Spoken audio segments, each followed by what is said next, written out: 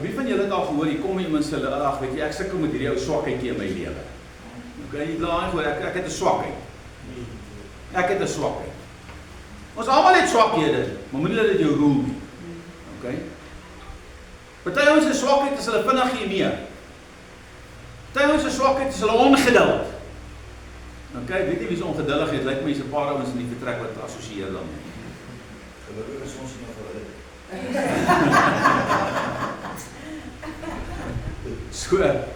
So hoor mooi. Almal sukkel met goed, maar hy sonde kan nie 'n vaste plek op jou lewe kry nie. Dis hoekom as jy iets verkeerd doen, bely dit dadelik. Bely dit en kom vry. Want daarom sê as jy jou sonde bely, ek is getrou en regverdig om jou die sonde te vergewe.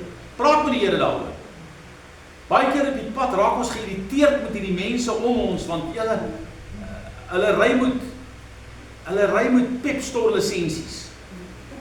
Okay, ek weet nie wat Pep Store, miskien is dit Checkers. Ek weet nie waar, miskien 5 hierdie 60 minutes, hulle koop dit by 60 minutes. Okay. Hulle kom nie weg nie, en dan is ons haastig, en dan vir so, as jy aanjaag, bely dit. So kom vry daarvan. Sonde het nie meer 'n plek in jou lewe nie. Die derde een is, ons het gesag, en julle hierdie ding verstaan ons nie, in Jesus se naam. Mense kom vir allerhande goed, om gehelp te word, en ek het nou die dag weer met 'n vroukie gepraat, en toe sê sy, ek kom nou net, of ek was daar by die kerk, en die profeet het nou alles, het nou vir my gebid, en sê, ek sien nou niks in jou lewe meer, wat ek moet afsny nie, alles is afgesny, en julle, vat verantwoordelikheid vir jou lewe, moenie dat 'n profeet die goed afsny in jou lewe nie, sny dit jou eie lewe af. Okay? Daar kom 'n tyd wat jy dit nodig het, wat jy nie weet hoe en wat nie, dan is dit 'n ander saak. Maar hoe doen jy dit? En dis wat ek jou vanaand gaan leer. So, jy het gesag in Jesus se naam. Die gesag is joune. Onthou, hoe sê die Bybel, hoe sê die Here Jesus? Wanneer jy die duiwel weerstaan, hoe moet ek hom weerstaan? Jare terug het 'n ouetjie demoon, hy was 'n Satan-aanbidder, toe manifesteer hy tydens die erediens, en hy seil soos 'n slang in die kerk. Ek het nog al, die kerk was ingebou, ek het bo in die saal het 'n kerk gehou. Hy begin seil soos 'n slang en hy blaas soos 'n slang, en terwyl hy blaas, bloed sy neus, sy neuspons so net soos hy seil af, en net bloed waar jy kyk. En jy kan hom nie gestop nie. En van die broers spring op, en hulle gryp die Bybel, en sit hom op sy bors, en sit hom op sy kop, en hulle, ek weet nie wat hulle alles met hom doen nie. En die Here sê, wat maak julle? Jy ons moet die duiwel uitkry. Die Here sê my woord nie, dryf die duiwels uit in my naam nie. So hoe kry jy oorwinning? In Jesus se naam. Dis nie die profeet of die pastoor of die beraader nie, julle.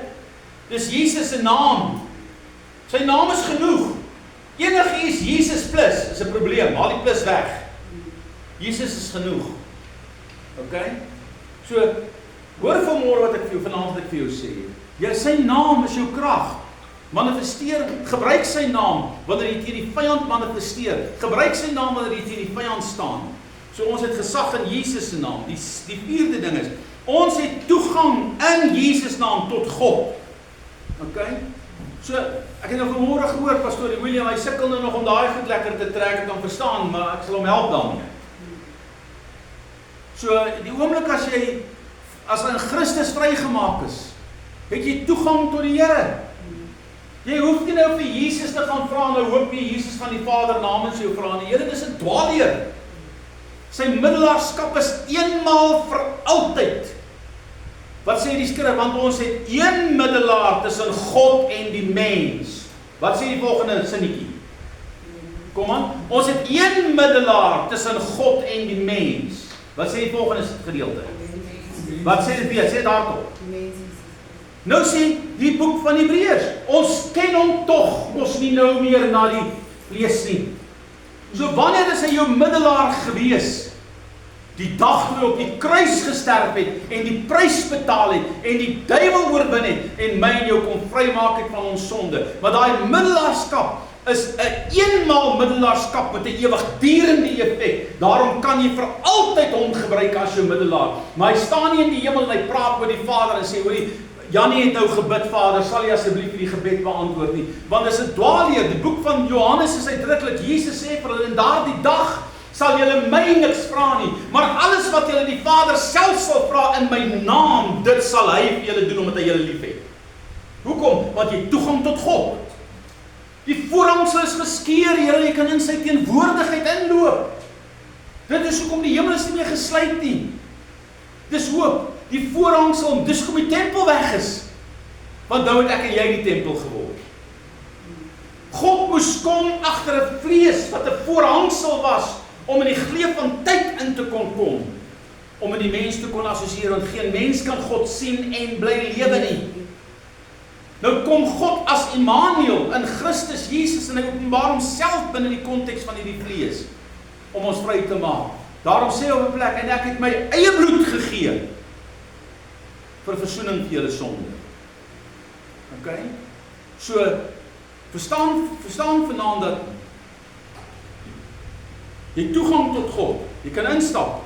Laat ons dan met vrymoedigheid na die troon van genade gaan, sodat ons barmhartigheid kan verkry, genade vind om op die regte tyd gehelp te word. So wat is die regte tyd? Is God se tyd.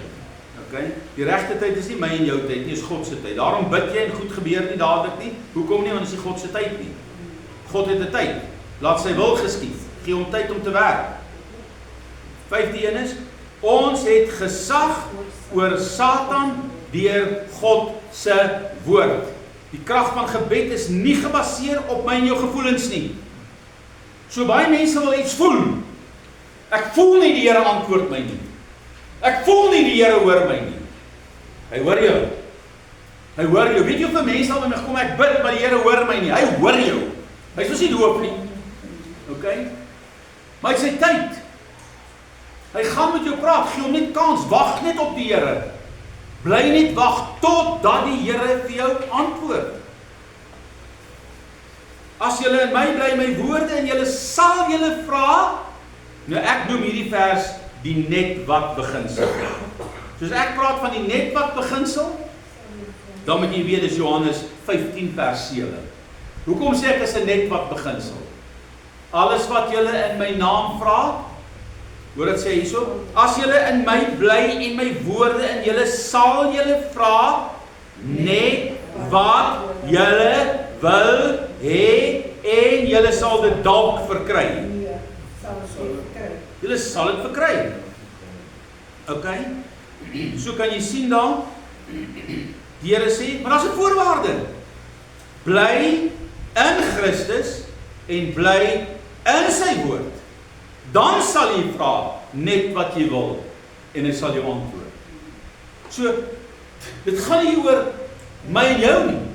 Dit gaan oor, is ek in hom gesetel? Bly ek in sy woord, doen ek wat sy woord van my sê? Julle kom ek gee julle nou 'n maklike voorbeeld.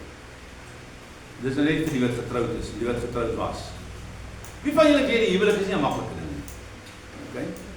Kom maar, wie van julle weet? Kom wat ek sien. Wie van julle weet die huwelik? Ja. Ons, wie van julle weet wat verhouding is nie 'n maklike ding nie? Ons almal weet. Nou kom ek en nou sukkel ek met hierdie huweliksverhouding. Stel ek maar 'n ander een gebruik het al. En ek vra die Here, o Heer, hierdie vrou wat jy my gegee. O Heer, hierdie man wat jy my gegee.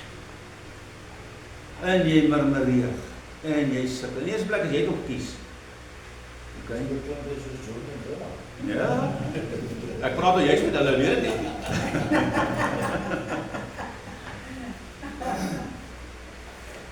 Julle, wat probeer ek vir jou sê? Dis nie die vrou wat jy my gegee, die man wat my gegee nie. Wat sê die woord? Wat sê die woord oor die huwelik? Want as ek dit kan uitvind, dan kan ek maklik agterkom as ek dan eerlik met myself is en dit wil ons nie wees nie. Waar is ek uiteindelik? Want die woord sê riglyn. Dis die wedstryd op die teerpad. Nou sukkel ek met die goed. Hoekom? Want ons goed wat aanleiding gee tot daai probleem. En jy's 'n deel van daai probleem. Alhoewel jy dink jy's die superhero daar. Superheilig, en is net die man of die vrou wat die probleem het. Jy's 'n deel van daai ding, man. Moenie dink, dis net die ander een nie. Jy is nogal redelik naïef as jy dit dink. Ekskuus vir daai woord. Want die ou Engelse gesegde sê mos it takes two to tango. Okay? Want as my opinie en haar opinie, dan is dit God se opinie. So jy kan gaan bid oor jou huwelik, jy kan gaan bid oor enige probleem in jou lewe, alvorens jy nie die woord van God in jou lewe kry oor hy saak nie, gaan jy sukkel om oorwinning oor hy saak te kry. Want God gaan nie sy Bybel verander ter wille van jou nie. Ek gee jou een raai, wat doen hy? Hy verander jou om te word wat die Bybel wil hê jy moet wees. So as jy vanaand so 'n bietjie deur die afgelope paar weke geskaaf voel, afgelope jaar, 2-3 jare, dan moet jy maar weet, hy is besig met jou. Moenie rebelleer nie. Vra hom eerder, Here, waar moet ek verander? Nou vinniger jy dit kan regkry om te verander, hoe vinniger as jy dit uit, anders gaan jy hoeveel keer om my berg loop. 40 jaar loop hulle om my ding. Totdat hulle 'n paar lesse geleer het, okay? Want dis wat ons doen. Ons loop om die berg, en ons loop om die berg, en ons loop om die berg, en ons loop om die berg, en ons loop om die berg, en ons wil nie verander nie. En julle, ek praat nie nou met julle, nou praat ek met myself. Okay? Want dis die goed waarmee ons sukkel. Jy kan dink, dis dit of dat of dit of dat. Nee. Draai net 'n bietjie oor na binne. Want julle, ek kan nie al die skuld op iemand anders pak nie, want ek sit met 'n sondige stuk natuur. En die natuur moet oplei met die waarheid. Dis hoekom jy die woord moet kry. Okay? Ons het gesag oor Satan deur God se woord.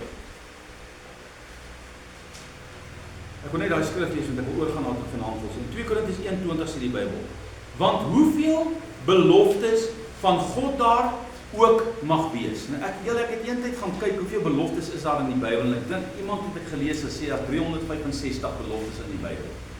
Met ander woorde, daar is eintlik 'n belofte vir elke dag. Nou, of dit nou waar is, die 365, dit weet ek nou nie, mens moet vir AI vra, want hy kan vinnig 'n som maak. Hoeveel beloftes is daar? Jy moet dit net te veel gebruik nie, maar gebruik dit maar as jy so som moet maak, soos daai val as jy nie staan in die Bybel en sang net soos ek. Okay, so hoor nou mooi. Hy sê hierso, want hoeveel beloftes daar ook al mag wees, in God, in Christus, is hulle ja en amen. Nou wat beteken ja en amen? In hom is hulle ja, en in hom, in Christus, is hulle amen. Maar kyk wat is die laaste gedeelte. Tot heerlikheid. Tot heerlikheid. Nie tot antwoord van jou eie probleme nie. Okay, want dis wat ons wil hê. Tot heerlikheid. God antwoord nie jou probleem net omdat hy jou probleem wil antwoord nie. Hy antwoord jou probleem. Eventueel is die hoogste sport van dit wat daar gebeur. Hy moet verheerlik. Want as jy nie weet hoe nie en God doen dit, dan moet hy die eer kry. Hy moet verheerlik word. En daarmee sukkel ons. Hoekom? Want baie keer dan vergeet ons die Here het my gehelp. En dan laat ons dit net verbygaan. Maar eer God daarin. As jy iets mee gesukkel het, julle, eer God daarin. Dank die Here daarvoor. Prys die Here daarvoor. Gister sit ek en ek het regtig julle, ek het so baie rondgegaan op die afgelope Saterdag, want ek het 'n klomp mense wat my help in die bouery, en dis julle, ek is nie meer 25 nie. Ek kom dit agter. En die stres rondom die goed en die gehardloop rondom goed en al die goed hierdie, en weet aan hulle kry nie klaar nie, en gisterand ek het eers gisterand 6:15 by die huis gekom, en had ek maar gaan aflaai het en almal betaal het en almal het reg. Weet ek is nou regtig goed. Maar die oomblik toe ek nou myself nou so murmureer. Ek weet julle murmureer mos nooit met julle self nie. Ek praat met myself. Ek weet nie, ek praat julle met julle self. Ek is net ek wat dit reg kry. Okay. En dit is nou nie 'n goeie gesprek nie, want ek is nou kwaad vir myself en ek weet nie waarvoor. Ek weet eintlik vir wie ek kwaad is. Okay, want ek nou voel soos ek voel. En ek hoor net jy sê die Gees van die Here vir my, hoorie, maar jy moet eintlik baie dankbaar wees vir wat nou gebeur. Want ek het gesê ek gaan vir jou uittrek, en sien jy dit nie? En ek het daar in my lesenaar gaan sit, en die Here sê, Here, sorry. Al voel ek nou hoestekind, my bene so sit in die loop nie. Wat maak dit saak? Al wat ek sien is, hoe God ingryp, en die Here besig is om 'n werk te doen. So moet ek eerder dankbaar wees, as om nou te murmureer. Want in Christus is alles ja en amen, tot sy verheerliking. En laasweek het ek getuig van hoe die Here net besig is om dit te doen. Die mense ongeluk, julle het nie opgestap, weet ek wil kon sien aan die donker nie. Dit het die donker raak, klompies gebeur. Daai een struktuur is amper toe en die ingangsportaal is amper toe. Teen die einde van volgende week gaan hy goed toe wees. Okay, dis hier ons lewenspaal. En ek het met 1500 rand begin in my sak. Hoe het jy dit reg gekry? Nee, ek weet nie. Ek worry ook nie. Ek probeer dit nie uitwerk nie. Want by God is alles moontlik. So gryp net die seëning, gryp net die blessing, want hy sê, dit sal jou inhaal en jou verbygaan as jy in my woord bly. En hierdie afgelope 2-3 weke sien ek hoe die blessing by my verbygekom het. Rondom dit. En dis nie geld wat die, ja nee, enige ouers wat sê, ja, julle pastoor is julle maklik, maar julle het baie gemeente die gee vir julle geld. Julle, daai is 'n pie in the sky. Ek dank die Here vir wat hy doen. Hy doen dit op sy eie manier. God het 'n plan gebruik, wat net hy kon doen. Nie 'n mens nie. Net God kan, en daar's 'n skrif wat sê, hy sal die goddelose die opdrag gee om by mekaar te maak, sodat hulle aan die regverdiges kan gee. Okay? So die wêreld is op die oomblik besig om te pyn. Prys die Here, man. Okay? Want waar kom die haal en die reën en al die goed vandaan? Met sy genade hand. Okay? So, die Here se woord sê vanaand, en julle my mooi luister vanaand. In Christus is alles ja en amen. Maar alles wat ons vir God vra, en hy antwoord ons eer om daarin. Maar ons moet verstaan dat Jesus ons nie net kom red het nie. Dit is 'n beginsel wat jy vanaand. Baie mense is so bly dat hy bly by die kruis. Hy bly by die kruis. En nou wat sê Hebreërs 6, ons kernskrif, jy kan nie bly net by die kruis nie. Jy moet voortgaan na Christus se volmaaktheid toe. En dis waar ons moet uitkom. Die heerlikheid moet uit ons straal, ons moet vir mense kan bid, siekes moet genees word, dowes moet hoor, blindes moet sien julle. En julle, ek het hierdie goed in my lewe gesien, maar ons raak verkoud en verkoel. Ek het gesien hoe dat die Here 'n kind wat 7 minute dood was, uit 'n koma uithaal en een oomblik tot vir haar bid. In die naam van Jesus. Ek het gesien hoe 'n vrou met 'n beroerte haar mond sit op die kant van haar wang. In een oomblik toe ons vir haar bid, trek haar wang reg, haar mond reg tot op die regte posisie. Ek het gevoel hoe ek my hand op 'n ou se niere sit, wat sy niersteen so groot is, hy kan die ding nie uitpasseer nie. Hulle het hom geskiet met 'n laser toe, sy net in die middel gebreek, die een gedeelte kom uit, die ander klip is te groot, hy kan nie uitkom nie. Sy nier staan so, terwyl ek my hand op hom sit, voel ek die koors op hy nier, en ek voel hoe die Here ek voel hoe sak my hand in hy liggaam terug, en hoe genees die Here, en volgende oomblik gaan die ou toilet, hy passeer hy hele groot ding uit, dok sê, moet jy uit uitgekry sien nie, ek het hom uitgepiek nie. Nee, die Here. Okay. Hoeveel keer in my lewe het ek gesien God antwoord nie? Ek dank die Here vir sy goedheid, vir sy guns. Hoekom? Want sy naam is vir ons uitgeroep. Hoor wat sê hy hierso? Hy sê, bly in my. Jesus se gesag was die uitvloeisel van sy absolute eenheid met sy Vader. Hy het niks gedoen as hy die Vader dit nie sien doen het nie. Johannes 5 vers 19 en 30. Wat sê Johannes 5 vers 19? Die seun van die mens kan uit homself niks doen nie. En ek dog dan Christus is alomteenwoordig, ek dog hy is alwetend, ek dog hy is alle mag en alle gesag. Hy sê, die seun van die mens kan homself niks doen nie. Waarna verwys hy? In sy vleeslike staat. Kan hy net, hoekom nie? Want as hy nie in sy vleesmens God in sy gees vra, wat moet ek doen? So Christus het alles in sy lewe gedoen wat hy in gebed ontvang het. Niks is sonder verrassing nie, Here. Hy het presies geweet wat verwag ons hemelse Vader van hom. So, ons is nou daar bladsy 12 vir die wat nog op kies. Hy het niks gedoen as hy die Vader dit nie sien doen het nie. En hierdie tipe funksionering kan slegs uitgevoer word deur 'n intense verhouding met God. Sy gesag en sy krag was 'n, julle daai sinnetjie moet julle omkring, kleur hom rooi in, kleur hom pers in, kleur hom oranje in, net soos jy wil, maar laat jy hom sien. Hoor mooi wat ek vir jou sê. Sy gesag, want onthou, in sy volheid het hy 'n vleeslike liggaam gehad. In sy vlees was hy beperk tot hy liggaam. Sodat hy in sy volheid aan my en jou gelyk kon wees. Want die Bybel sê, was van ons gelyk. Gelyk in terme van ons mens wees. Hy moes dit kom om die volle prys te betaal, anders as hy moes een trappie voor my en jou. Buiten laat hy God in die gees is. Okay. Maar hy het 'n vleeslike liggaam gehad wat hom beperk het, hy het gehuil, hy het honger geword, hy het moeg geword. Al die dieselfde dinge waardeur ons gaan. Hy moes gaan bid om te weet, hy moes die Hemelse Vader gaan vra. Aan die tuin van Getsemane kom en sê, Here, laat hierdie beker by my verbygaan, maar hy weet as hy die profetiese woord, dit kan nie gebeur nie. Maar tog in sy menslikheid sweet hy bloed. Okay. Jy hoor dit sê hierso vir ons. Hy doen niks as hy die Vader sien doen nie. Hierdie tipe funksionering kan slegs uitgevoer word deur 'n intense verhouding met God. Sy gesag en sy krag was die direkte uitvloeisel van God se teenwoordigheid in hom en sy volkome afhanklikheid van sy Vader. So, wat het Jesus vir my en jou kom modelleer? Wat Adam en Eva aan die tuin van Eden moes doen. Om die koninkryk uit te bou deur die krag van die Heilige Gees in 'n sondelose staat. In 'n sondelose toestand. Hy moes die koninkryk kom bevorder het in God se teenwoordigheid, want hy elke aand met God gewandel.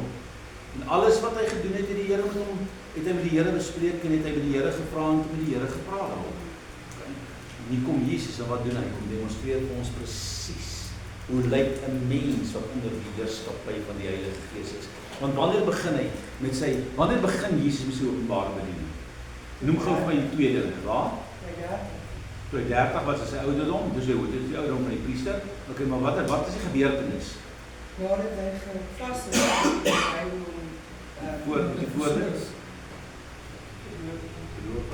Gedoop was. So dan met die oomblik toe hy gedoop was, wat gebeur toe? Dit is my geliefde seun in wie ek welwaai, luister na hom. Dan sê die volgende vers. En hy is deur die Heilige Gees in die woestyn ingedryf om oorwinning oor die vlees te vat. En nou kom die versoeking. En wat doen hy? Hoe weerstaan hy die versoeking? Altyd. Daar staan. Hoekom sê hy nie, dis wat ek sê? Die woord van God is jou krag. En dis wat julle vanaand moet gaan leer. Dis reg julle by so om te doen. Okay. So, kom ons gaan kyk net hierna Markus 1 vers 35.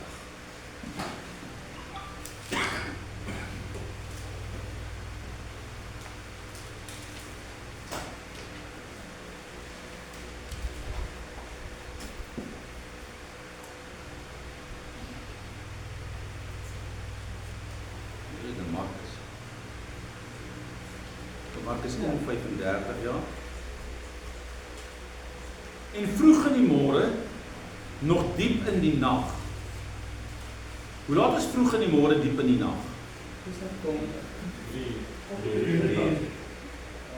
So baie daai laaste nag waak, né? Vroeg in die môre diep in die nag. So was nog pikdonker, maar dit was al vroeg in die môre. Okay, maar die voeltjies nog nie begin roep nie. Okay, so waarskynlik 3 uur. En vroeg in die môre, nog diep in die nag, het hy opgestaan en uitgegaan en na 'n eensame plek vertrek en wat doen hy? En daar's 'n bid. Nou julle, dis 'n klomp dinge wat hier gebeur. Hierdie 2-3 in die môre. Hy daai oggend in Kapernaum op die Sabbatdag in die sinagoge ingegaan. Kom ons sê dit was 9 uur, want dit is die 3de uur in die oggend. So 9 uur stap hy in die sinagoge in en hy bedien hulle met die woord. Binne die gemeente waar daar sit, begin 'n man uitroep en 'n duiwel manifesteer. Jesus nie op soek na die duiwel nie. Hy Hy weet hy's daar. Obvious. Maar hy fokus nie op die duiwel nie. Hy fokus op sy woord. En die oomblik toe Jesus begin preek, toe manifesteer die duiwel. En wat doen die duiwel? Die Bybel sê hy roep hardop uit, wat het ons met u te doen, seun van 'n lewende God? Het u gekom om ons voor die tyd te pynig? Wat doen Jesus? Hy redeneer nie met hom nie. Hy vra nie van wat is sy naam nie. Hy voer nie 'n gesprek met hom nie. Hy sê van jy hoort nie hierdie. Hy bestraf hom en hy dryf hom uit in die naam in sy naam, met sy krag, met sy heilige teenwoordigheid. So wat laat hy duiwel manifesteer? Die woord en sy heerlikheid, sy teenwoordigheid. So die oomblik wanneer die Gees van God so teenwoordig is en so naby ons is, dan behoort die duiwels nie van selfstand te hou nie. Ek het al baie gesê, Pastor John loop in 'n roltrap op wat opgaan daar by Northpark. Hy ry op en hier kom 'n duiwel aanbidder dogter van bo af onder toe. En toe sy langs hom net so voor hom is, toe roep sy uit: "Jy's 'n predikant, jy's 'n predikant." Sy begin hom vloek. Nog nooit in haar lewe gesien nie. Hoe sê dit geweet? Dis die Gees. Hoeveel keer in ons lewens het ons gesien, jy stap op 'n plek en dan kom die mense agter oor die se teenwoordigheid van die Here wat ek kan nie in die son en die toestand wat ek is, hier staan nie, ek moet geen pad nie. Dis God se teenwoordigheid. Want die Heilige Gees oortuig van sonde, geregtigheid en oordeel. Nou kom hierdie skrif en hy sê en vroeg in die môre het hy opgestaan. So daai oggend 9 begin hy al. Hy dryf daai duiwel uit. Hy preek vir daai gemeente. Nou kom die kerk uit. Nou gaan hulle na Petrus se huis toe. Nou terwyl hulle loop, dan sê daai 3 disippels wat saam was met daai 4 disippels, Jesus, hoor hierso, wat het nou hier gebeur? My skoonma sê, kom ons kyk wat doen hy daarmee. Nou kom hulle in die huis en sê hulle, en toe vind hulle Petrus se moeder, sy skoonmoeder lê aan die koor siek. En hulle sê vir hom van haar, wat doen hy? Hy gaan in, maak haar onmiddellik gesond, so gesond dat sy hulle bedien met kos. Dis nog steeds Sabbat, dis nog steeds dieselfde dag, nou is dit waarskynlik 12:01 nie. Nou sê die Bybel in die volgende vers, en toe dit aand geword het die gerug aangaande hom deur die hele omtrek versprei. Een preek. En die hele Anlin sinne wil hoor dit. En hulle het hulle siekes en hulle duiwelbesetenis na hom gebring, sodat hy hulle kon genees en kon vrymaak. Nou begin hy vir hulle bid. Die Bybel sê, hy tou hou nie op nie. Want nou moet jy mooi verstaan, wanneer kom hy mense by die deur uit? Wanneer het hulle daar aangekom? Die wat binne 'n dagreis ver was, kon dalk laat of in die middag al kom. Hoekom? Want dit is Sabbat, hy kon nie beweeg in die Sabbat nie. Hy moes wag tot die Sabbat verby was. Daarom toe dit 6:00 die aand, so dan word dit toe dit 6:00 is, toe is die mense voor die deur, en die mense begin het kom, want hulle die gerug van genesing, en die gerug van bevryding, en die gerug van liefde, en die gerug van sy woord gehoor, en nou kom hulle by daai huis aan, waar Jesus is, Petrus se huis. En die Here Jesus begin hulle een na die ander genees en aanraak. En tyd verloop. Dwars deur daai hele nag, van 9:00 daai môre bedien hulle tot daai tyd toe. Nou is hy vreeslik moeg. Hy is uitgeput, kan jy sien. Nou julle, ek het al veral in Zimbabwe in daai plekke, as jy so, daar's nie 'n manier, dan kom maar 5, 6, 700 mense vir 'n konferensie, 800 mense, hoe laat hulle is. As jy van daai kansel afklim, moet jy nie dink, dis net die wat siek is en die wat besete is en die wat vir jou wag nie. Nee, daai hele gemeente wag vir jou. Hulle lyn op van die deur af, hulle staan so lang tou, en jy loop tussen daai mense deur, en jy bid vir die, en jy bid vir die, en jy bid vir die, en jy bid vir die, en jy bid vir die, en ek bid eendag vir 'n vrou, sy kom by my, en sy kom, en sy maak haar oog nie so oop, en sy sê, hierdie hele oog gaan pap, hy's geïn, daar's 'n infeksie in haar hele oog, hy's 2 keer so groot soos die ander oog, hy's bloedbelope, En hulle kan nie Engels praat, hulle kan ook mos nie Afrikaans praat, en alles wat my sê is pray for me. En nou is daar baie mense, was honderde mense. En ek lê net my hand op aan die naam van Jesus en ek spreek genesingskrag in Jesus naam. En ons gaan aan. Volgende dag, dieselfde storie. Preek ons die woord, staan almal weer toe, want jy moet hulle elke keer bless as jy kom by die kerk uit. Okay? Ons gaan bly, ons doen dit nie meer vandag al ons nie, so almal aan die touw staan, aan die pad staan nie. En ek kom voor die vrou en sy sê vir my, do you remember me? Ek sê, nee, jy moet nou mooi dink, julle lyk almal dieselfde. En, weet, daar was seker gister 500 mense wat by ons hier gebid het, of 400, 300, hoeveel daar ook al was. Maar, hoekom vra jy my ken ek jou? Sy sê, I'm totally. Toe ek wegdraai daar, toe genees hier raai begin. Julle, ek het nie eens gefokus op. Ek het van gebid in die naam van Jesus. Haar geloof het haar genees. Haar geloof het haar genees. Niemand anders geloof nie. Haar geloof in die naam en die krag in die naam van Jesus. So hy bedien hulle hele aan. Nou is hy moeg. Nou kom die skrif van werk. Hy staan op en hy gaan na 'n eensame plek. So hoe versterk hy?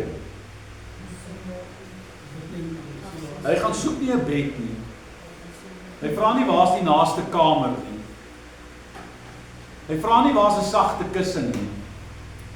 Hy gaan na 'n eensame plek om daar te bly. Julle kom, ek gaan vandag vir julle een ding sê. As die kerk van Jesus daar kan uitkom, as jy oorwinning sien. As jy praat van die kerk, dan praat ek van elkeen in die lewe. As jy oorwinning in jou lewe lê, kom daar uit. Die grootste oorwinnings in my hele lewe het ek gekry 2 in die môre. Waar ek slaap prys gee, op te staan en God te soek. Hulle sal sien, partykeer kry ek 'n woord. En dan stuur ek ons om in die nag. As ek hom kry vir die ou. Ek hoop maar sy foon is af. Dan sal dit daai wees. Want dan hoor ek die Here. Ek gebeur nie altyd elke aand nie. Nee, want dit kan elke aand gebeur, maar die Henry Nel se body wil nie saamwerk. Okay. Maar spandeer tyd met God. Hy spandeer tyd met sy hemelse Vader. En goed gebeur in sy lewe. Goed gebeur rondom hom. Julle, ons kan wat se program in die kerk hê. Jy kan enige ding vreeslik doen. Ek sê nou vir jou, as ek kan kies, vat ek eerder 2 minute onder die krag van God se gees, as letterlik 2 ure in vreeslike dinge. Want dit werk. God kan in 2 minute meer doen, as wat enige persoon amper in 'n lewe lang kan doen. Jy kan jou lewe verander doen. So jy sien, hier staan nou op. Nou kom ons gaan kyk na die volgende gedeelte van die vers wat ek wil lees. Markus 6 vers 46.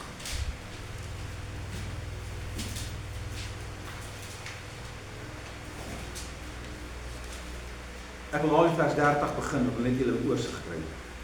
En die apostels het by Jesus saamgekom en hom alles vertel. Ek gaan nou nie staan in julle boekie nie, die vers is net, daar staan nie die vers, ek gaan dit vir julle lees in die Bybel. En die apostels het by Jesus saamgekom en alles vertel wat hulle gedoen het, sowel as wat hulle geleer het. En hy sê vir hulle, kom julle self in die waar? Waar was hy nou? In die eensaamheid op 'n verlate plek. Kom julle self in die eensaamheid na 'n verlate plek om wat te doen? Om te rus. Want, dis die rede. Hoekom moet hulle na 'n verlate plek gaan, na 'n eensame plek om bietjie te rus? Want, hy sê dit, want daar was baie wat kom en gaan, en hulle die disippels, Jesus en sy mense, het selfs geen geskikte tyd gehad om te eet nie. Nou julle, ek wonder hoe opgetrek en opgewerk sal ek en jy nou wees, as ons 'n Sondagmiddag by die kerk almal kom en daar's nou 'n lekker hoender in die oond of wat ook al, en daar's lekker braaivleis daar en hier staan nou 15 mense wat jy nou eers moet bedien. En as jy vir die eerste 10 gebid het, dan nog 15 wat kom. Jy gaan jou vervies. Okay? Die kom hulle en hulle gaan en hulle kom en hulle gaan. En hulle is so baie dat daar's nie eens 'n geskikte tyd om te sê, hoor, ek gaan nou net loop en ek gaan nou net iets eet want ek is nou honger nie. Nou sê Jesus hoe hulle dit kan doen. Gaan na 'n eensame plek wat verlate is en gaan rus 'n bietjie. Nou vra ek julle, definieer gou vir my 'n eensame plek wat verlate is. Hoe lyk so 'n plek? Geen afleiding. Sê weer? Geen afleiding? Okay, wat nog? Nou, daai is 'n kwaai. Geen selfoonopvangs. Daar's nie 'n Spar nie, daar's nie 'n Checkers nie. Daar's nie 'n hoofweg naby nie. Dit is 'n eensame plek, is 'n plek waar niemand is nie. 'n Plek kan nie eensaam wees waar al mense is nie, julle. 'n Eensame plek het nie mense nie. So gaan soek vir julle 'n plek, sê Jesus, waar daar nie mense is nie. En hulle weet van so 'n plek. Hulle weet waar dit is. Want hulle reageer onmiddellik. Hoor nou wat gebeur. En hulle het met die skuit vertrek na 'n verlate plek in die eensaamheid. So, hier staan hulle op 'n plek. Hier is die see van Galilea. Hulle weet daar is daar niks. Daar kom die mense daar nie. En die enigste manier, of die enigste plek wat hulle weet is, gaan soontoe, jy moet oor die water gaan. Klim in die skei en vaar oor. Nou kyk nou wat gebeur, die arme ouens. En hulle het met die skei vertrek na 'n verlate plek in eensaamheid, vers 33, en die skare het hulle sien weggaan. Okay? En baie het Jesus herken en te voet. Van al die stede af daar saamgestroom en voor hulle uitgegaan en by hom vergader. So kyk wat se pampoenrol hierdie skare, daai disippels.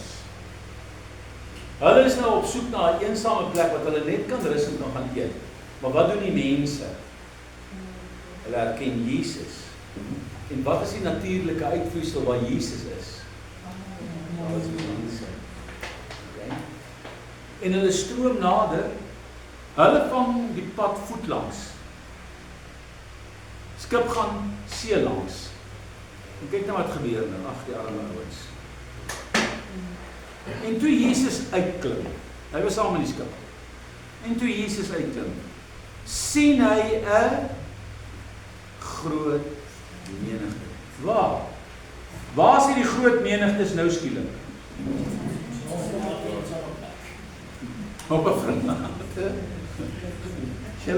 Julle verstaan nie. Hier is 'n dimensie wat jy moet snap, man. Julle moes eintlik nou opgespring het en die Here geëer het. Waar Christus is, maak dit nie saak hoe die plek nie. Jy kan die kwaaiste kerk gebou het en jy kan God mis. Jy kon onder 'n boom staan en die Here sien. Ek het gesien wat die gees van die Here val in die mees trotste kerk wat in jou lewe kan kry. Maar daar's 'n honger en 'n soeke na die teenwoordigheid van die Here. Mense loop 50 kilometers in sy krepel in sy voet en hy's 80 jaar oud met 'n kierie. 50 kilometer loop hy om daai konferensie te kom by waar hy gehoor het oor raak kom. 50 kilos. 7 dae. Hulle slaap buitekant tussen die skorpioene op by die cruiser draai te sien ek wat se klomp liggies sien ek nou hier. Jy sien ek nie liggies nie. Dis net die oë van insekte, dis die oë van roman spinnekoppe, dis die oë van sulke groot skerp. Daai skorpioene is so groot. Daai romans is so groot. Ek sien net oogies. Ek dink van die Here, daar's nie 'n manier dat ek op hierdie grond sou slaap op daai goed nie. Maar daai hele gemeente slaap op so dun met nie so 'n matrasie nie. Ek praat van 'n riet ding wat opgerol is op daai oorveld. Maar hulle is honger vir die woord. Dan kom hy met 'n Bybel daaraan. En al wat hy deel het is miskien een boek van die Bybel, die res van die Bybel is al weg. daai een boek van die Bybel. En weet jy wat? Hy het 'n baadjie aan in sy beste broek en 'n paar mooi sulke skoene soos ek nou aan, sulke skoene. Hy kom nie aan met tekkies, hy lyk so. Sy mooiste klere aangetrek wat hy het. En dan het hy 'n dassie aan wat ek kan sien. Hierdie dassie is nou al blink hier by die knop wat hy hom gevat het van al die jare wat hy Sondag kerk toe gaan. Dan sit hy die ou dassietjie aan. En kom staan hy daar in daai ry hoekom. En die klere is vol stof soos hy geloop het. En die voete is vol stof, maar hy's daar hoekom. Dit is honger vir God. Julle as jy honger vir God is, sal jy die Here se dienste bywoon. Wat ek jou nou sê. Hulle kom van ver af, hulle kom van oral af. Om God se woord te hoor. Dat is nie 'n vooropgestelde idee nie. Hulle kom, hulle wil luister wat die Here sê. En wanneer jy bedien, is dit net asof die Here daar is. Kom. Ek weet nie of jy al ooit op 'n plaas was waar mense skape het. Het jy al gesien is dit so voertyd begin raak. En jy stop met 'n bakkie daar om die voer nou af te laai. Wat doen hy skape? Hulle begin blaar man. En hulle hardloop daar na die kosbak. Ek het nou op my swaarste plaas gesien, hy boer met wild en hy die mooiste wild. Nou die swart man wat van die plaas daar bestuur deur die week, hy het so 'n klokkie, hierdie wat jy lei as jy nou moet kom eet, jy laai rooistokkies. Hy het so 'n klokkie wat hy hierdie kant van die spieël vasgemaak het. Nou oral waar hy ry deur die veld, dan lei hy hierdie klokkie. Dan kom hy buffels, hy goed het sulke horings julle. Hy kudu's het sulke horings, hy buffels is seker 'n half minuut rond weg. Is dit nie meer as nie. Kom hy diere, as daai klokkie hoor, dan sien jy, hardloop hulle daar na die plek toe waar hulle nou kos, waar hulle nou gevoer gaan word. Ek dink myself, Here, hulle kom. Hulle het nie oorlosie nie, hulle weet. Maar hulle kom, want hulle is honger. So hoor mooi, wat sê die skrif vir my en jou vanaand. Nou kom Jesus daar, hy klim uit. En hier staan hierdie klomp mense.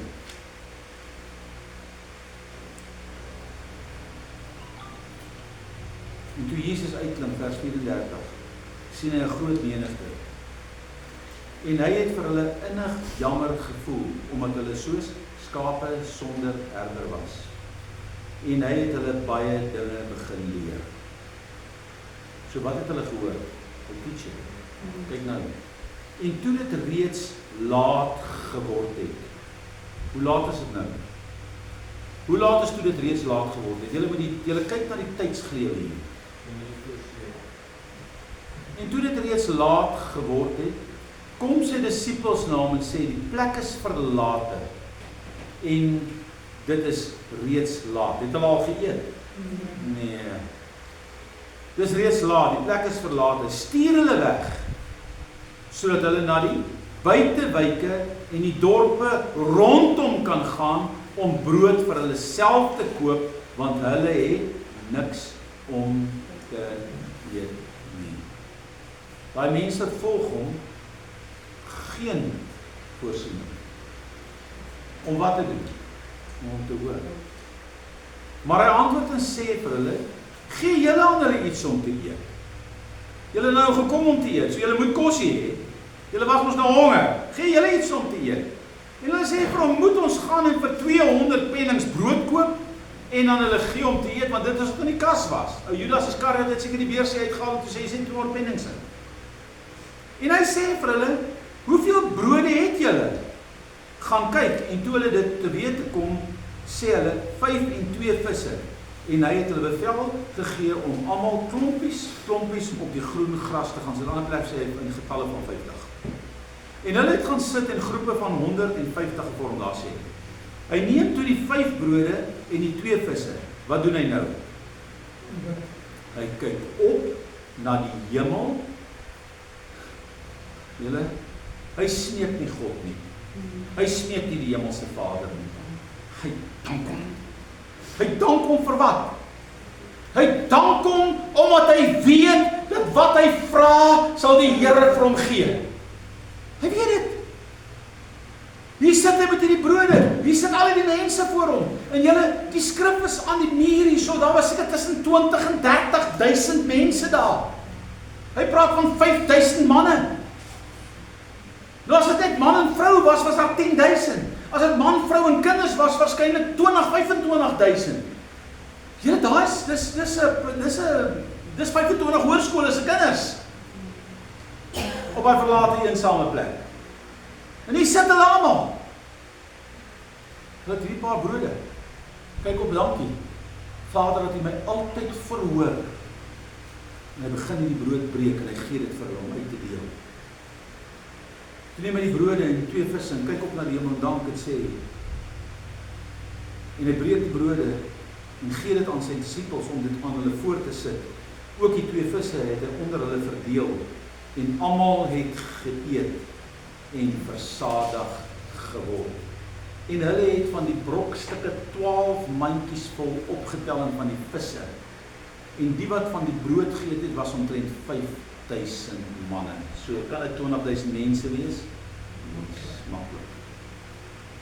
Maar nou, jy sien nou stop ons nou net hier, hoekom en as nou opskryf.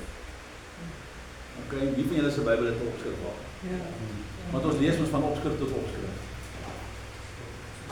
Baie opskrifte help ons geweldig baie, ek dank die Here, baie dankbaar daarvoor. Maar moenie aan stop nie. Want die verhaal is nie klaar nie. Kyk nou wat gebeur. Hoe laat het hulle kos gegee? Hoe laat het ons nou gesê? En toe dit reeds begin laat word. Okay, dit was waarskynlik 3 uur die middag, 3, 4 die middag. Kyk nou. En dadelik het hy sy disippels gedwing. Oulike woordjie, interessante woord. Om in die skei te gaan en vooruit te vaar na die oorkant, na Betsaida, onderwyl hy die skare sou wegstuur. Hoekom dwing hy sy disippels? Sê weer? Hulle het klaar geëet, dit is so, maar dit is nie die rede hier nie. Hulle gaan nou sien as die rede hier. Jy sien ons verloor inligting nie. Die oomblik. Nou moet julle maar self in die huiswerk gaan doen, maar gaan nie nou dit doen nie. Die oomblik toe daai 25, 30.000, 20.000 mense die kragtige werking van God se Gees sien. Wat was die natuurlike uitvloeisel? Hulle wou hom met geweld kroon as koning oor Israel. So in die warboel van die geweld,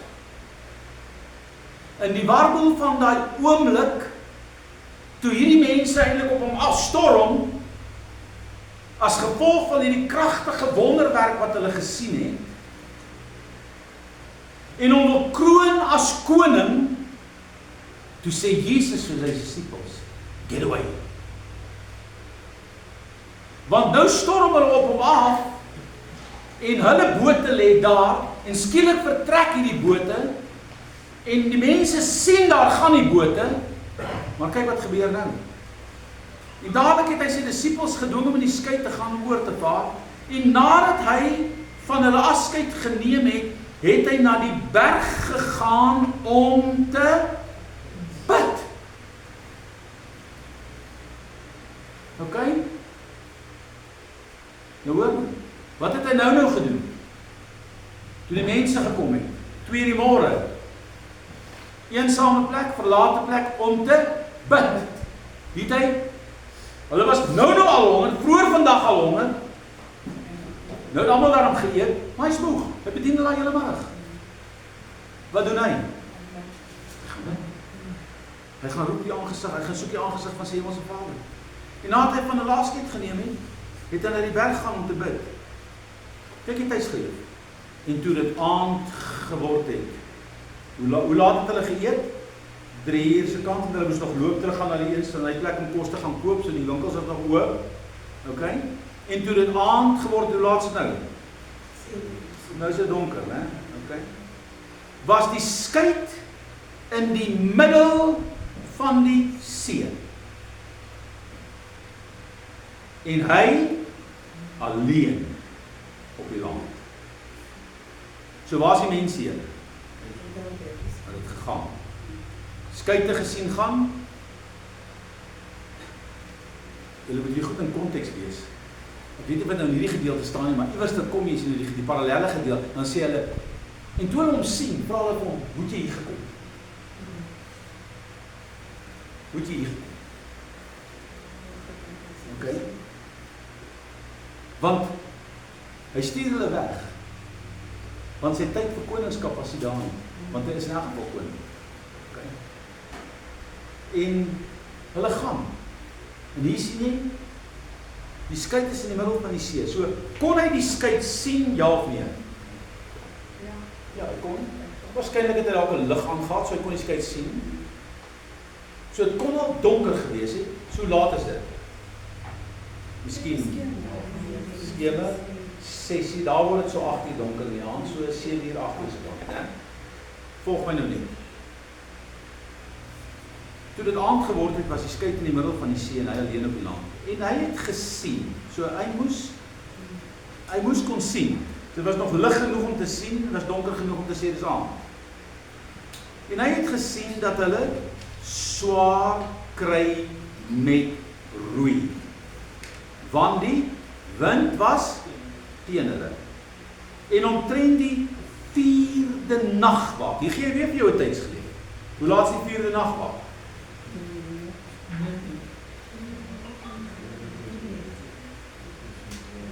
3 uur in die môre. Okay, in die 4de nagwaak, wat 3 uur in die môre. Hoe laat het hy berg toe gegaan? 7 uur. Nou, doen nou gou 'n bietjie 'n som. Carla, jy's nou 'n slimme wiskunde, jy kwartsgraad in wiskunde. Tel jy gou vir ons op, tussen 7 uur en 3 uur die môre, hoeveel ure is dit?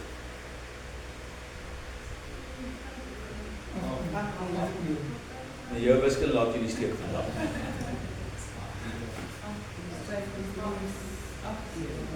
Nou, van ons skool, hoeveel ure is dit?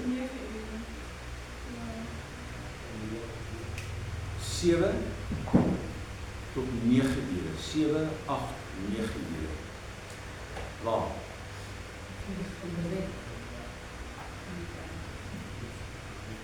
Die teenwoordigheid.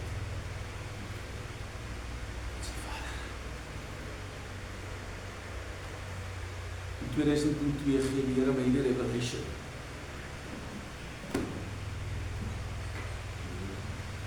Skielik gaan alles oop.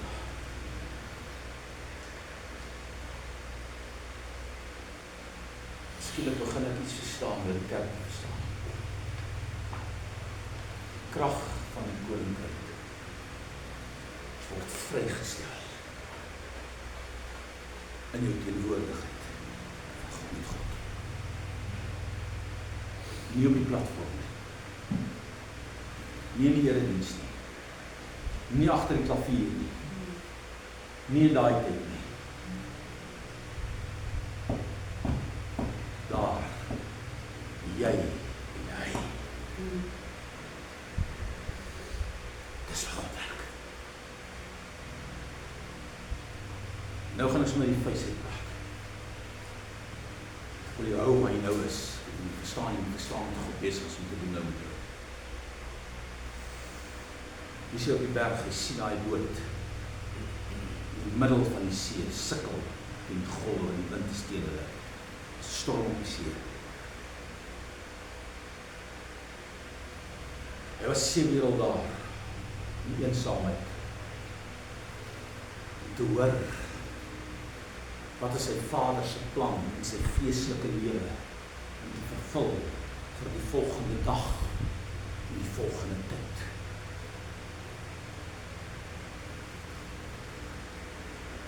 En hy staan op. 2 uur daai môre. 3 uur was waarskynlik 3 uur, dalk 4 uur. En wat doen hy? Hy is op 'n eensame plek. As hy nie 'n boot hoor nie.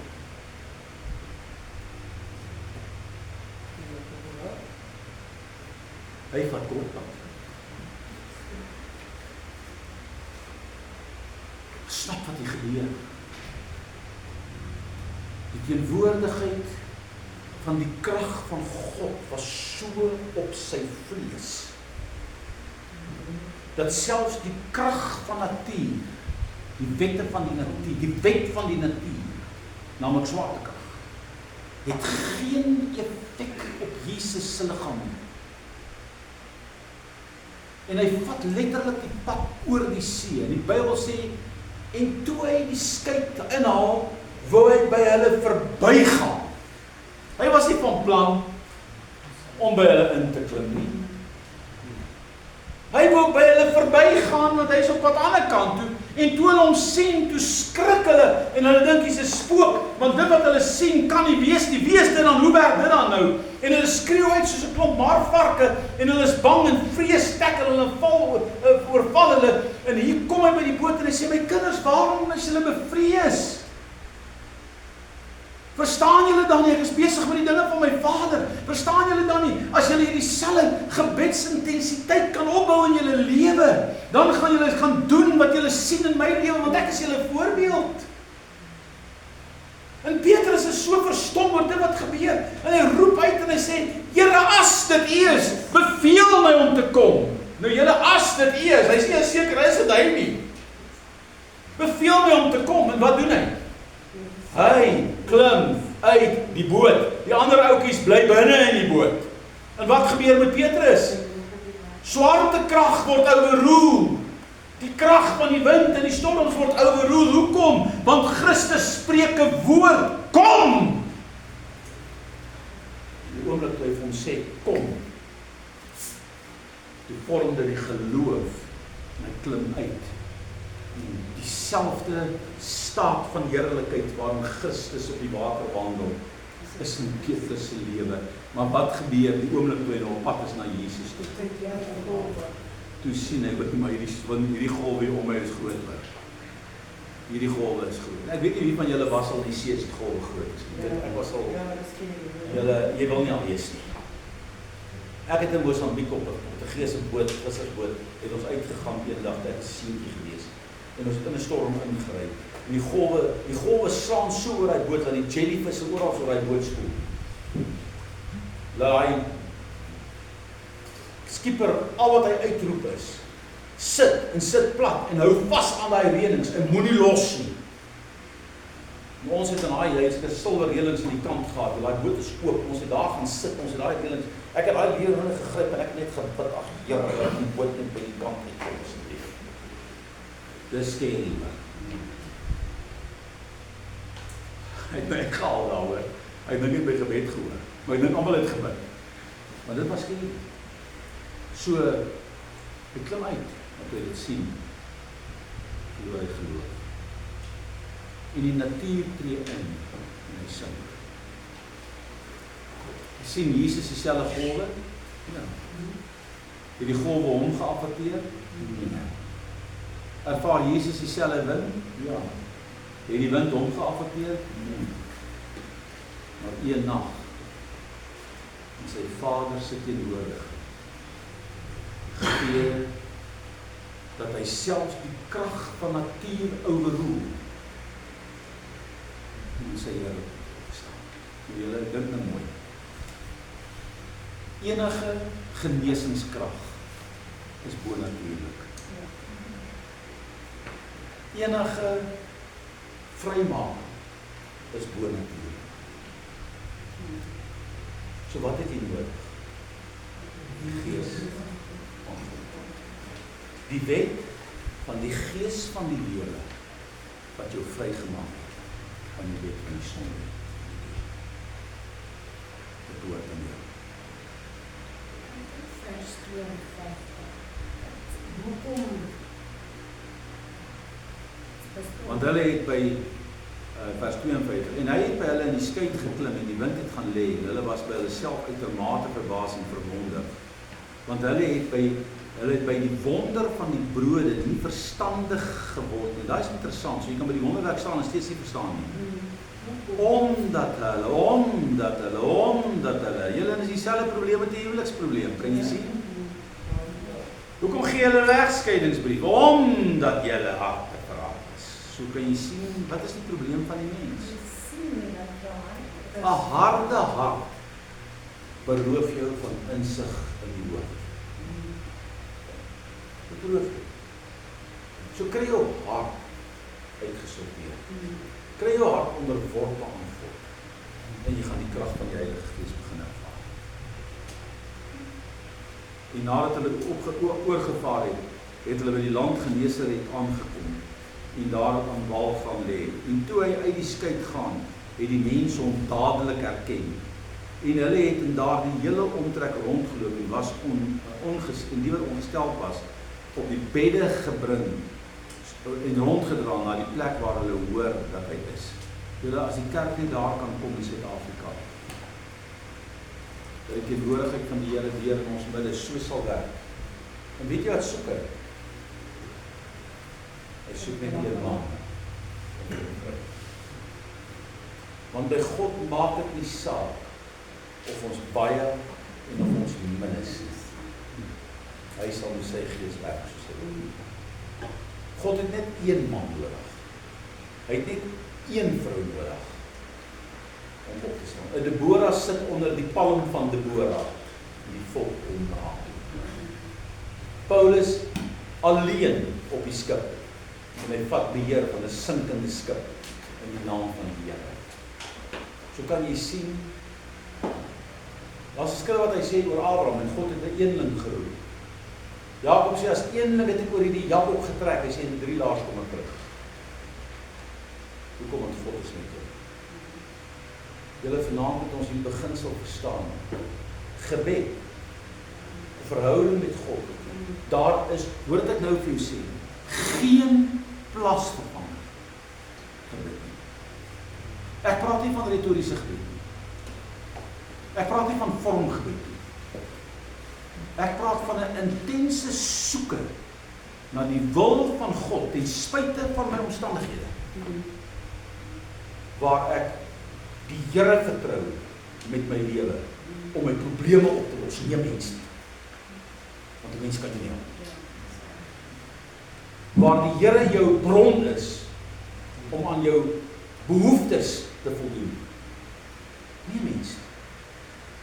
As te veel mense in vandag se lewe, hulle is totaal afhanklik van die kerk en van ander Christenmense. Kom op 'n plek waar jy by God uitkom sodat die Here beheer van jou lewe kan kry. Dan sal jy daai omstandighede uitkom. As eksterne faktore wat vashou. En wat sê hy? Harde. So as ons die teenwoordigheid van die Here in hierdie land wil sien, hou op fokus op 'n politieke party. As ons ekonomiese herlewing in hierdie land wil sien, hou op fokus om te sien wat die parlement gaan doen en wat die Reservebank gaan doen. Hou op fokus op jou eie vermoë en jou eie besighede. Want jy het vermoë, maar sonder God kan jy niks doen nie. En begin God soek. En jy sal sien hoe dat die Here jou doen. Sy teenwoordigheid is so kragtig hier, dat die mens nou hom kroon as koning met geweld. Jesus besluit, ek is moeg. Al twee gevalle wat julle gelees het van hom. Maar ek gaan die teenwoordigheid van God besoek. Jy weet ek nie of julle dit al besef of beleef het nie. Daar was kere in my lewe wat ek baie stikkend geslaan was deur die bediening. 'n Bloedneus. Die voete was onder jou uitgeskop. Jy het seer gekry as gevolg van mense. Dinge wat gebeur, dan voel jy oor die over en out. Moeg. Want mense kom en mense gaan. Hulle lewe verander. Jy kan met hulle deel, jy kan met hulle wat sê, hulle verander nie, want hulle besluit nie om te verander nie. Dan takel dit jou af. En dan is jy so op, dat eintlik almal om jou lei, dat jy raak soos 'n knorpot. Maar die oomblik wanneer jy in Jesus se teenwoordigheid instap, en jy bid te U, of 'n halfuur, praat met die Here, en jy huil jou hart vir God uit, en jy staan op, en jy knie af, dan voel jy versterk en fris. Ek weet nie wie van julle dit al ervaar.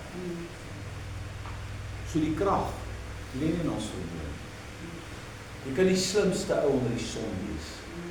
Jy kan die beste bestuurs, jy kan die kwaaiste charismaat wees.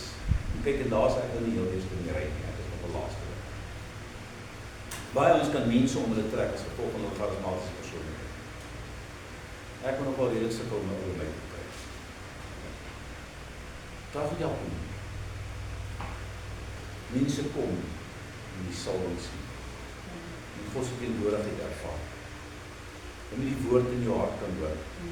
Jy moet kan beleef wat God met jou wil doen, wat God deur jou kan doen. So ek wil vanaand vir jou vra. Dis 'n stelsel wat ek jou gaan leer. Dit gaan nie vanaand wees nie. Ons tyd is 'n bietjie min. Ons moet vir die tyd. En ons gaan nie daaroor kom nie.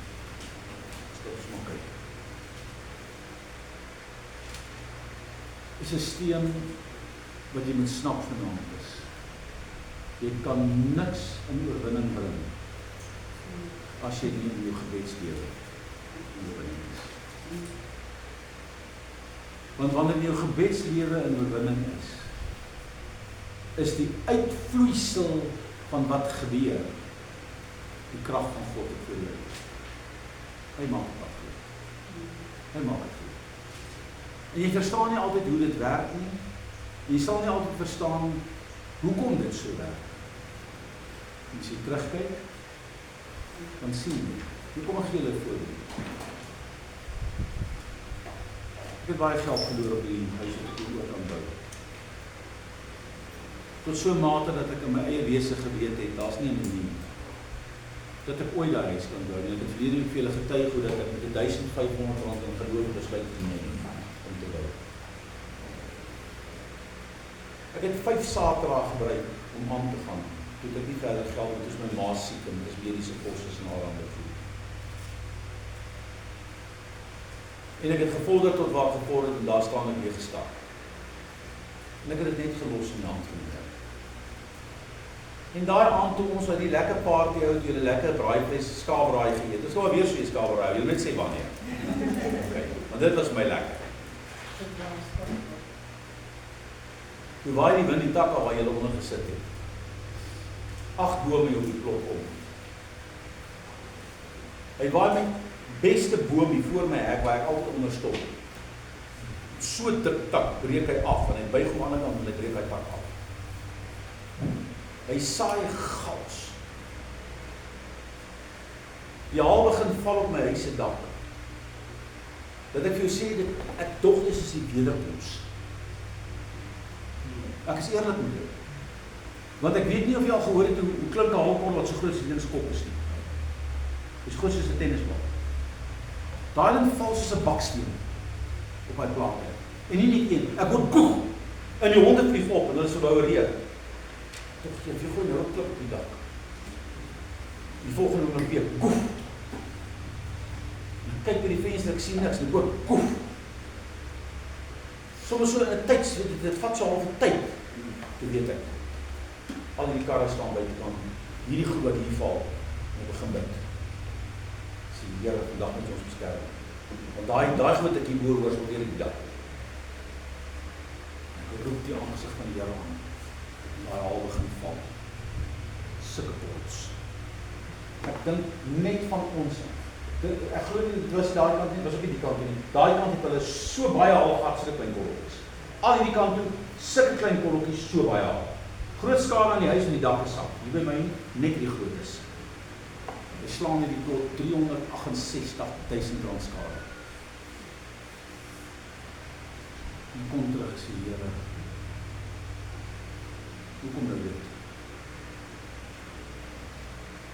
Maar hier in my gees weet ek.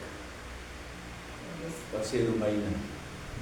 Alles werk ten goeie vir hulle wat die Here liefhet. En ek die versekering sê vir hulle, ek is 'n NSBRC bouer. Moenie die kontrakte, kry julle kontrakte, kry julle kwotasies. Maar ek gaan nie die ouens so aanstaan, hulle betaal my, dit is dieselfde werk. Hulle besluit hulle doen. En dit gee my kapitaal. Want hulle laai die pryse die ouens wat die kontrakte doen. En dit gee my kapitaal om daar aan te gaan. As die haal nie gekom het nie, kon ek hier nog een steen op 'n ander een gesit het. Nou het ek al 50 of 60.000 rand ingesit in my plek weer. Het ek die hal bestel? Nee. Was dit God se plan? Ja. Want hy het 'n plan. Maar nooit kon nog nie gelyk soos 'n plan nie. Hy het ook al gehoor. Ek weet. Ek is van 'n girl wat in die Holocaust was, en sy was in 'n kamp. En sy het altyd gebid vir haar mense, en sy het kon nie kom nie. En hulle was klaar met die vuur. En elke gebed het sy gesê, "Wie wil God laat in die volgens, wat ek in die volgens." En toe World War II na weg is, en sy was soldaten en daar, en vrede is, toe sê hulle, "Ek het nooit van haar plek gegaan, en wat gebeur is, wat gebeur is." Die Here het 'n plan dit julle. Ek lees van 'n Chinese, dis 'n bekende Chinese getuienis waar hulle hom opsluit omdat hy die woord bedien. En hulle dit lewenslang vonnis. En hy kom na die Here toe en hy het nie 'n plek om te bid nie, want hy kan nie daar bid nie, want almal is klomp boeddhiste en hy mag nie sy geloof, hy het nie tronk ter wille van Christus. En hy begin vir die Here vra daar in sy sel waar hy sit, hy is alleen met 'n klein sit, net gesê 2 by die stelletjie. En hy begin vir die Here vra, Here, wil jy my nie help, dat ek net 'n plek kan kry wat ek alleen kan wees om te bid. En hy bid dit vir maande. Die volgende oomblik roep hulle hom in. En hulle besluit, hy moet op hierdie rioolplaas gaan werk, en dit was blykbaar 'n oop riool. En hy moet hierdie riool met een of ander stok of 'n ding moet hy dit roer, laat die goed nou by die regte uitloop. Hy sien jy staan binne in dit rubberbootse, moet jy binne in dit loop. Hy sê hy is baie kwaad vir die Here. Dat hy nou en al die mense lag vir hom, want dit is nie jou straf, dit is nou jy die wraak van God is nou teen jou. Hy sê en elke keer as hy daar staan, dan was niemand wil daar naby kom nie, want dit is vrot. Hy sê op 'n stadium toe hy so wanneer toe begin hy 'n lied sing. En hy kom agter maar Heer, ek kan nie sing so hard soos ek wil. Niemand wat my kan hoor nie. Ek kan bid soveel soos ek wil. En hy begin met die Here praat en die Here sê, ja, jy het my gevra vir 'n plek waar daar niemand is nie. Hier is die enigste plek waar daar niemand is nie. En nou is jy ondankbaar daaroor. En hy begin God vertrou. En sê, Here, dankie vir hierdie plek. Dankie vir hierdie rioolplaas. Dat U vir my hier gegee het. En hoe dat hy die Here daar begin aanbid. En die mense nie kan verstaan as hy die aande by die huis kom en die blydskap, of die aande nie in dieselfde terugkom, hierdie blydskap wat op hierdie ou is, maar hy is op die grootste plek wat niemand wil wees nie. En hoe dat die Here daai ou daar gebruik. Dis 'n bekende ou, hulle kan hom kyk, hulle is omtrent op YouTube. En hoe dat die Here hom uiteindelik vrystel in die tronk. En hy uitkom omdat God hom vrymaak op sy tyd. Julle God wel, wat sê hy, my gedagtes is nie julle gedagtes. Weet jy wat doen ons? Ons bid vir 'n saak. Ons bid vir ons finansies, ons bid vir ons genesing, ons bid vir ons huwelike. Maar hier agter my koentjie, daar's 'n klein boksie daar. Okay, ek weet nie, hy's daar, hy's vierkantig, hy sit net daar, miskien is dit rond, ek weet nie, maar daar's 'n klein boksie daar. Maar hy's redelik, hy's met staal gewapen daai ding. En binne in daai boksie sit jou opinie. Nou bid jy vir die Here vir 'n saak. Jy bid hoe die Here jou finansies moet onderneem, maar in jou kop het jy klaar aan. Jy het 'n antwoord hoe die Here dit moet doen. Okay? Jy het klaar 'n antwoord hoe die Here dit moet doen. Jy bid oor hierdie huwelik, maar jy het klaar 'n antwoord hier wat die Here vir jou moet doen. En God werk nie so nie. Want my gedagtes is nie julle gedagtes. Ek wil vanaand begin inleef rondom die krag van gebed. As hierdie land wil verander. Julle, ek het vir 10 jaar het ek die herlewingsaksies in die noorde van Pretoria gekoördineer. En vir 10 jaar lank kon ek nie die pastore en die dominees kry om te kan insien dat hulle by mekaar moet kom sonder 'n program, sonder agenda, sonder 'n gekuierery, maar net waar ons God se aangesig sal soek vir wat hy in die land wil doen. Om die waarheid seker die ouens so geïrriteer dat die moderator van die NG Kerk in die Wonderboomwijk, die sirkel, hy en sy toe hy sien jeugdominee by so 'n vergadering ingestap het, op sy voete gebly staan het voor 35 ander mense en my sleg gesê het voor hulle. En gesê het, hierdie storie wat julle hierdie mense hier probeer inkry, wie is julle? Julle is nie ons baas. Om vir ons te sê wat moet ons doen. Toe draai om, toe sê ek het ongelukkig nou 'n ander afspraak, ek moet nou loop. Ek wil nie die konfrontasie face nie. Maar voordat hy by die deur uit is, toe staan Pastor Karel Bern van Empower. Toe sê hy, wow, jy kan nie nou wegloop. Jy het hierdie bom nie laat bars, wat ons hier oor praat. Hy het nie gebly nie, het gegaan. Maar daai dag het ek verstaan. Dit wat ek vanaand vir julle hier probeer leer, die kerkwêreld verstaan het. Ons verstaan het goed. Ek sien dit hier. Want as ons dit verstaan, sou ons baie minder gesit het. En sou ons oorwinning hê. Maar wat beroof ons? Die onderhoud van die lewe. Want jy moet kos op die tafel hê, terwyl God sê ek voorsien vir jou. Jy dink jy moet vir jouself sorg. Jy moet klere hê, terwyl die Here sê, as jy my koninkryk is, dan sal ek altyd vir jou gee. So kan julle sien, ons persepsies is verdraai. So as jy regtig 'n deurbraak in jou lewe wil hê, soek God se aansig. Julle die dag toe ek, die tyd toe ek besef het, hoor jy is nou oud, jy begin nou oud raak, jy moet nou aan met 'n vrou kry en die vrouens wil jou nie hê nie. Toe begin ek vir die Here sê, Here, okay, die vrouens wil my nie hê nie, maar u weet, daar's iewers tot een wat my sal vat. En toe gaan vas en bid vir 21 dae. En ek sê vir die Here, dis my voorskrif. En die Here antwoord my dag en datum op die 17de dag van die vas.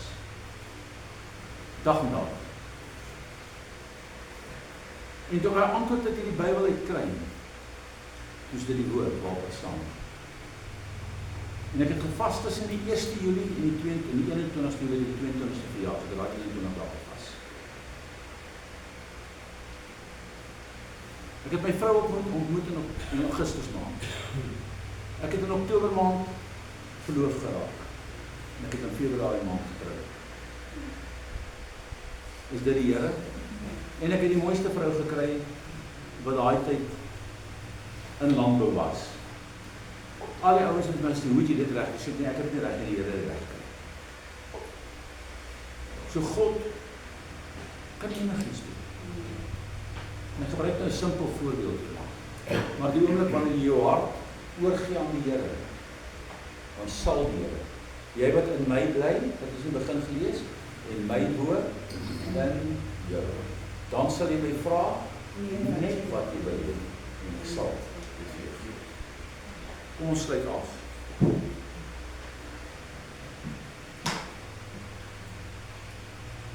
Jy moet jou koninkrykskrag ontwikkel. Ons het reeds gesien dat Jesus gesê dat sy woord die waarheid is.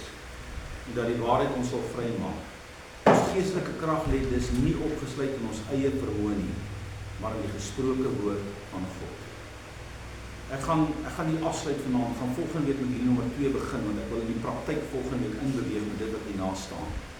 Ek wil julle leer om die proses te volg.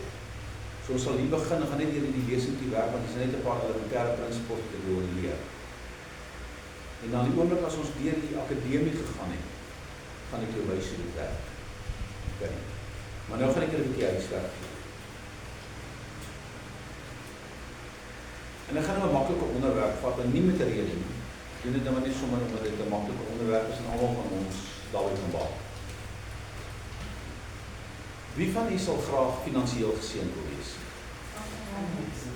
Kom aan, sê maar. Wie was nie gefinansiëel geseënd? Ja, jy moet jou hand op opsien, hoor. Okay, so ek gaan vir jou vra. Jy het almal 'n Bybel app op julle foon. Koop so. Gaan soek 'n bietjie vir my Ou Testament en Nuwe Testament. Die principles net op. Gaan skryf net vir die verse rondom finansies. Net op finansies. So jy kom volgende weekie aan met jou lysie. En as jy nou wil, kan jy jou lysie prioritiseer. So die verse wat vir jou uitstaan, prioritiseer hulle van 1 tot 10.